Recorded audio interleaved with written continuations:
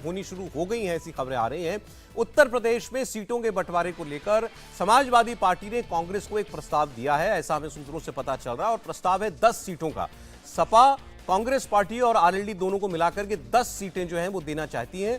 हमारे साथ हमारे सहयोगी विशाल प्रताप सिंह, जिन्होंने ये खबर हासिल की, आप तक पहुंचा रहे हैं, उनके पास चलते हैं सीधा। क्या खबर है, जरा बताइएगा थोड़ा डिटेल में विशाल। सौरभ, इंडिया गठबंधन के जो घटक दल हैं वो तमाम कोशिशें कर रहे हैं, बैठकों का दौर भी जारी है। और इस बीच उत्तर प्रदेश में पता ये चला है, क्योंकि समाजवादी पार्टी के प्रमुख अखिलेश यादव हमेशा ये बात बोलते रहे हैं कि जहां जिस बड़े दल की भागीदारी होगी वहां उसको ये डिसाइड करना होगा कि वो साथी दलों का कितना सम्मान करेगा और कितनी सीट शेयरिंग उनको देगा। तो जो हमारे पास ताज़ा खबर है सौरभ, उसके मुताबिक कांग्रेस पार्टी को उत्तर प्रदेश में समाजवादी पार्टी, चूंकि बड़े भाई के हैसियत से उत्तर प्रदेश में समाजवादी पार्टी है, तो लिहाजा समाजवादी पार्टी की तरफ से ये ऑफर दिया गया है कांग्रेस पार्टी को कि आप 10 सीटों पर उत्तर प्रदेश में चुनाव लड़ लीजिए, क्योंकि पिछली बार आपने एक सीटें जीती थी 2019 के चुनाव में, और अगर 2014 के चुनाव की बात कर लिया जाए तो सिर्फ 2 सीटें कांग्रेस पार्टी के पास थी, जिसमें रायबरेली और अमेठी शामिल थी, और पिछली बार अमेठी सीट भी उन्होंने लूज कर दिया था। तो ऐसे में समाजवादी पार्टी के पास कहीं ना कहीं एज इस बात को लेकर के भी है सौरभ, क्योंकि हाल ही में जब 2022 का विधानसभा चुनाव हुआ है, समाजवादी पार्टी ने 111, राष्ट्रीय लोकदल ने 8 सीटें जीती हैं, यानी लगभग 120 सीटें ऐसी हैं जिसको कि समाजवादी पार्टी ने गेन की थी। वहीं कांग्रेस का आंकड़ा 2022 के चुनाव में भी मात्र 2 सीटों पर रुक गया था। तो ऐसे में सवाल ये उठता है कि समाजवादी पार्टी की तरफ से, क्योंकि राष्ट्रीय लोकदल के साथ उनकी लगातार बैठक चल रही है, तो ये बात बताई गई है कि नगीना सीट जो आती है पश्चिमी उत्तर प्रदेश में, वो अपने सहयोगी चंद्रशेखर उर्फ रावण के लिए छोड़ेंगे। करीबन 4 से 5 सीटें ऐसी हो सकती हैं जो राष्ट्रीय लोकदल के खाते में जा सकती हैं, और 10 सीटें यानी कि 10 सीटें कांग्रेस पार्टी को ऑफर की गई हैं। और समाजवादी पार्टी खुद 60 सीटों पर चुनाव लड़ना चाहती है। तो अखिलेश यादव जो लगातार ये बात कह रहे थे कि जो बड़ा भाई होगा जिस स्टेट में, वो ये डिसाइड करेगा कि छोटे भाई को उसको किस तरीके से सम्मान देना है, सीट शेयरिंग देनी है। तो कम से कम सूत्रों के मुताबिक जो जानकारी इंडिया टीवी के पास आई है सौरभ, उसमें सीट शेयरिंग का जो प्रस्ताव है वो कांग्रेस पार्टी को दे दिया गया है। अब कांग्रेस पार्टी इसको किस तरीके से एक्सेप्ट करती है, नहीं करती है, आगे अपनी बात करती है, ये सारी चीजें कुछ दिनों में स्पष्ट हो जाएंगी। लेकिन फिलहाल बड़ी खबर यही है कि उत्तर प्रदेश में सीट शेयरिंग को लेकर के कांग्रेस पार्टी को 10 और राष्ट्रीय लोकदल को 4-5 सीटें समाजवादी पार्टी देने के मूड में है। विशाल, बहुत शुक्रिया आपका ये खबर पहुंचाने के लिए दर्शकों तक। अब ये बात पहले भी कई बार हो चुकी है कि भाई कांग्रेस पार्टी जो एक सीट केवल इस वक्त निकाल पाई 2019 में, आखिर उसकी दावेदारी कितनी सीटों पर बनती है? 10 सीट आपको लगता है एक रीजनेबल नंबर है कांग्रेस पार्टी के लिए, हर्षवर्धन जी? नहीं, देखिए, अगर इस तरह से देखेंगे कि कांग्रेस पार्टी अमेठी भी हार गई तो वो लगने लगता है कि 10 सीट तो बहुत हो गई। लेकिन सवाल यह है कि समाजवादी पार्टी कितनी सीटें जीत पाई, और यहां जाकर थोड़ा व्यवहारिक होने की जरूरत है।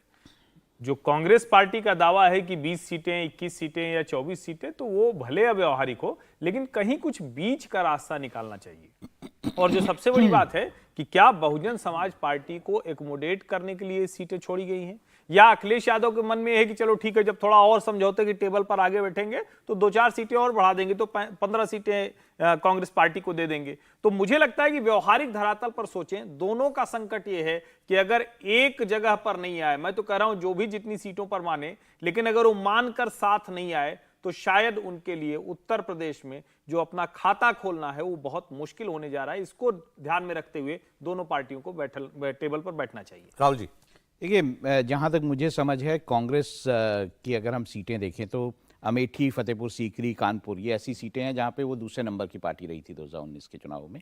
और दूसरा फिर सहारनपुर, बाराबंकी, लखनऊ, उन्नाव और वाराणसी, यहाँ उन्हें 1.5 लाख के आसपास वोट मिले थे। तो जो कांग्रेस का समीकरण होगा या उनकी जो सोच होगी वो इन्हीं सीटों के आसपास होगी कि इसमें से उनको सीटें दी जाए। तो वो ठीक है, 8 से 10 सीटों का उन्होंने बात की होगी, तो उनको वहाँ तक सीटें मिली। अगर हम फिर राष्ट्रीय लोकदल की बात कर लें तो उनके पास जो है मेरठ, बागपत, शामली, मुजफ्फरनगर, मथुरा, और ये जो जाट और मुस्लिम बेल्ट की सीटें हैं, इसमें उनको लगता है कि वो जीतेंगे। तो इन्हीं में से मुझे लगता है उनको सीटें मिलेंगी। जब अभी जो बात हर्षवर्धन जी ने कही कि आप कांग्रेस पार्टी को मानते हैं कि तो एक सीट जीती हुई पार्टी है, तो सच बात है कि भाई समाजवादी पार्टी कितनी सीटें जीती थी? 5 सीटें जीती थी, उसमें से भी 2 सीटें उपचुनाव में हार गई।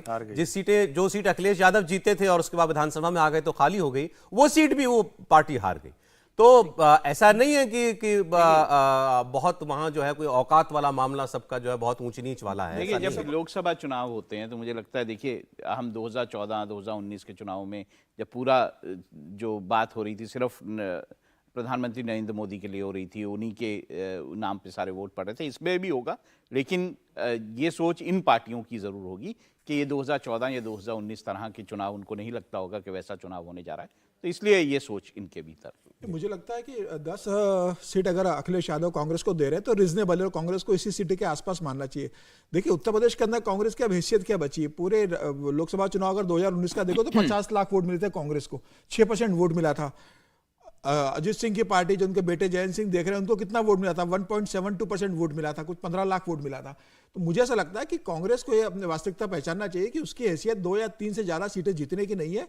5-7 सीटें पे वो सेकंड नंबर पे रहती है। तो 10 सीटें अगर देते हैं अखिलेश यादव तो मुझे लगता है कि कांग्रेस से उससे ज्यादा की उम्मीद नहीं करना चाहिए। और 10 सीटों पे फोकस अगर ढंग से करेगी, संगठन मजबूत करेगी, अच्छा उम्मीदवार उतारेगी तो कांग्रेस की 5 से 7 सीटें जीतने की स्थिति बन सकती है। कांग्रेस 25 सीटें ले और 1 सीट जीते, इससे बेहतर है कि कांग्रेस 10 सीटें ले और 8 सीटें जीतने की वहां अपनी स्थिति बना ले। यह कांग्रेस के लिए ज्यादा जरूरी है। मुझे लग रहा है 10 सीटें ज्यादा कांग्रेस की स्थिति उत्तर प्रदेश के अंदर नहीं है। तो अखिलेश यादव का 18 से 19% का वोट बैंक है, मायावती का 19 से 20% का वोट बैंक है, जो पिछली बार मिलकर चुनाव लड़े थे। उसके बाद भी वो 5 और 10 सीटों पे टिक गए थे। बसपा को 10 मिलती, अखिलेश यादव को 5 सीटों पे जीते थे।